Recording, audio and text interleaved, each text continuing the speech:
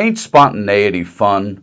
Remember when we were younger, late teens, early 20s, road trip, Vegas, no plan, just some cash in your pocket, hop in the car and away you go.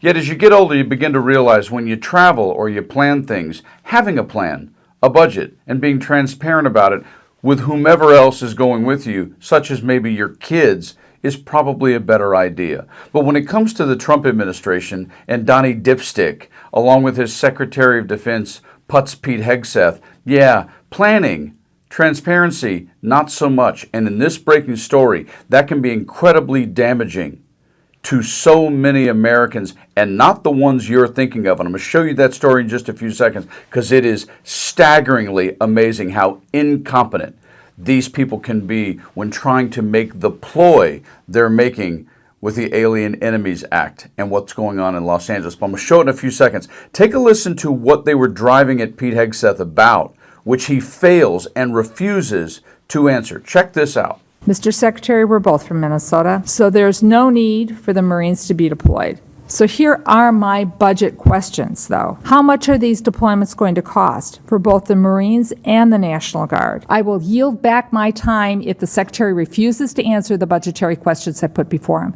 They're important. If you're not going to answer them, please let the Chairman know, and I will take back my time and I will yield it back to the Chairman. Mr. Secretary, I want to just let us know what accounts you're pulling the money to. But let's remember that the topic of this hearing was supposed to be about the Pentagon's proposed budget to Congress.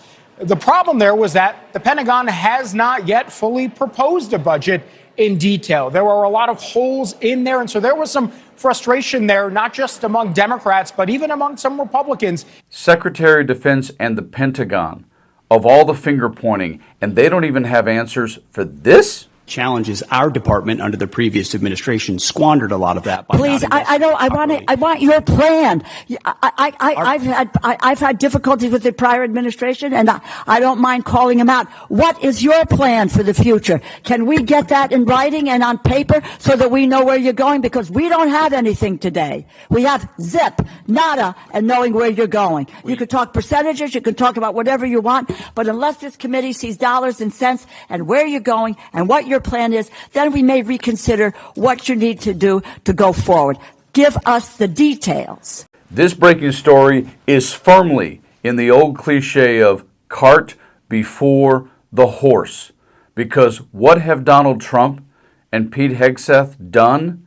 They have left the very people they claim to care about and how important they are absolutely hanging because, they didn't bother to do their job first. Look at how the Marines and the people in the National Guard have been treated because of Trump and Hegseth incompetence. Check out this story. Breaking news, National Guard in L.A. left hanging with no pay and no support from locals.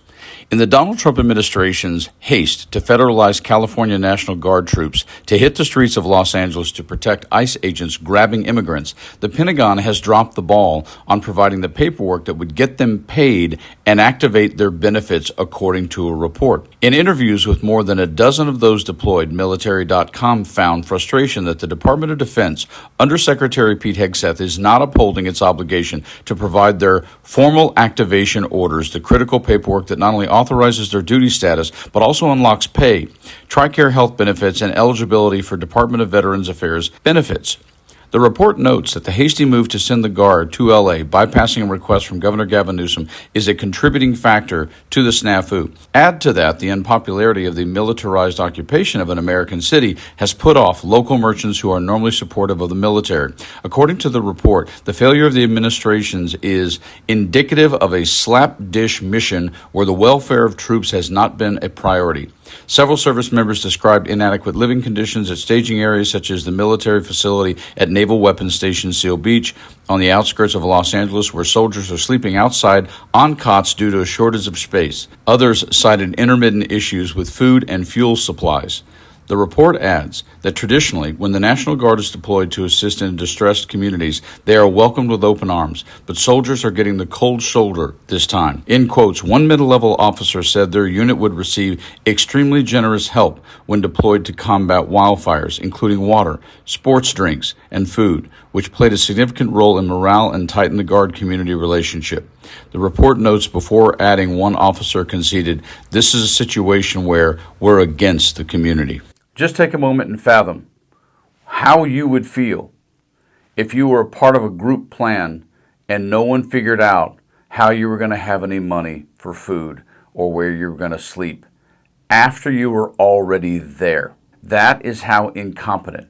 And that just goes to show that while it's certainly circumstantial evidence and it's a little bit of conjecture, the truth of the matter is Trump was having a bad week with Elon Musk and this Epstein file stuff, and all of a sudden, knee-jerk to let's deploy the National Guard and let's deploy Marines into a situation that wasn't even nearly as volatile as so many others we've seen over the last 10 or 15 years. It didn't require either one of them, and they clearly had no plan, no idea, and didn't even do the proper paperwork. When you have nothing but support staff all around you to do all of those things. So it's not only an improper use of the Alien Enemy Act, it's just flat out incompetent. And this is an administration who's in charge of the nuclear codes. Whew! Might have to pray for us all. Stay frosty.